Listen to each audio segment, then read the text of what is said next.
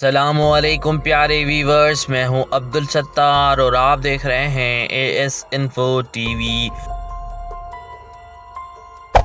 Hey there. Subscribe to my channel. And also press this bell icon. وہ کون سا پرندہ ہے جو مگرمچھ کے دانتوں سے اپنا رزق نکال کر کھاتا ہے اور مگرمچھ اسے کچھ نہیں کرتا؟ جانیے دلچسپ حقائق۔ اللہ پاک نے اپنی تمام مخلوقات کے رزق کا ذمہ خود لیا ہے، اور وہ باریک سے باریک کیڑے مکوڑوں سے لے کر دنیا کے بڑے سے بڑے جانوروں کو اس کا رزق عطا فرماتا ہے۔ بے شک وہ تمام جہاں کو پالنے والا ہے۔ تحقیقات سے پتہ چلا ہے کہ جہاں ایمیزون کے جنگل میں موجود تتلیاں اپنی خوراک میں سوڈیم لینے کے لیے کچھوے کے آنسو پی کر غذا مکمل کرتی ہیں، وہیں پتھر کے اندر موجود چھوٹے چھوٹے کیڑے تک اپنا رزق بآسانی حاصل کر لیتے ہیں۔ اسی طرح مگرمچھ کے دانتوں سے گوشت نکال کر اپنا رزق حاصل کرنے والی چڑیا بھی اس دنیا میں اپنا وجود رکھتی ہے، جو اپنی خوراک کے ساتھ ساتھ مگرمچھ کے دانت صاف کرنے کا فرضیہ بھی سر انجام دیتی ہے۔ اور حیران کن بات یہ ہے کہ مگرمچھ اس چڑیا کو نگلتا بھی نہیں، بلکہ اسے راحت ملتی ہے۔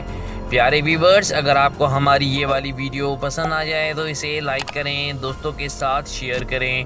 چینل پر اگر نیو وزیٹر ہیں تو ہمارے چینل کو سبسکرائب کر کے بیل کے آئیکن کو پریس کرنا ہرگز مت بھولیے۔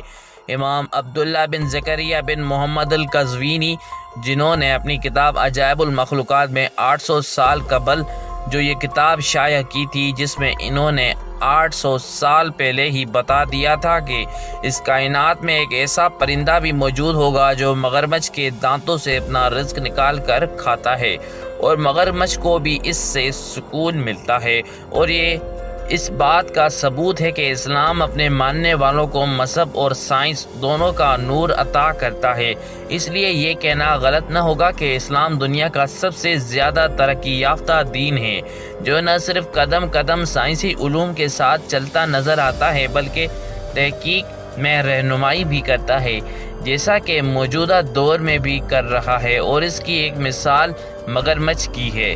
کہا جاتا ہے کہ مگرمچھ کا جبڑا دیگر جانوروں کی جبڑوں سے زیادہ طاقتور ہوتا ہے، لیکن ایک طرح سے مگرمچھ کا جبڑا بہت حساس بھی ہوتا ہے۔ تحقیق میں مشہور سائنسدان کا کہنا ہے کہ مگرمچھ کے جبڑے میں موجود تمام اعصابی ریشے کھوپڑی میں موجود ایک سوراخ سے نکلتے ہیں، جو جبڑے کو اس قدر حساس بنا دیتے ہیں کہ سائنسدان آلات کے ذریعے بھی اس کا اندازہ نہیں لگا سکتے۔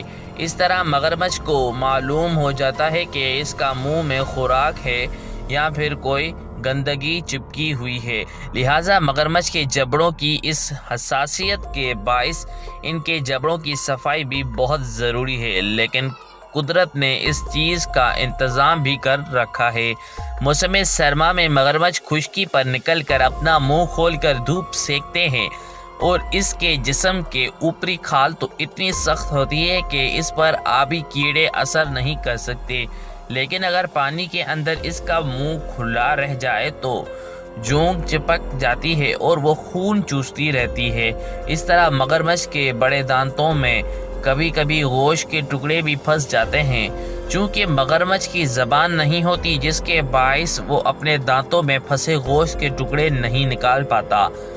جب وہ خشکی پر آ کر منہ کھولتا ہے تو تھوڑی دیر میں کوئی نہ کوئی پرندہ کھلے ہوئے منہ میں داخل ہوتا ہے، اور وہ اس سے گوشت کے ٹکڑے اور چونگ چن کر کھاتا ہے، اور مگرمچھ کا منہ بھی آرام سے کھلا ہوا ہوتا ہے۔